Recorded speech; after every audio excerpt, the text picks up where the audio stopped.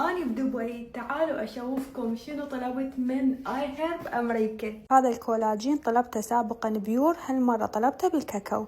هذا أحسن أوميجا 3 تجربوه بحياتكم، ومن نفس الشركة وصوا على الدي 3. بنات اقروا على فوائد ال NMN. هاي العلبة الثانية استخدمها. هذا الشامبو سمعت عليه مدح من صديقتي، يكثف الشعر، أول مرة راح استخدمه.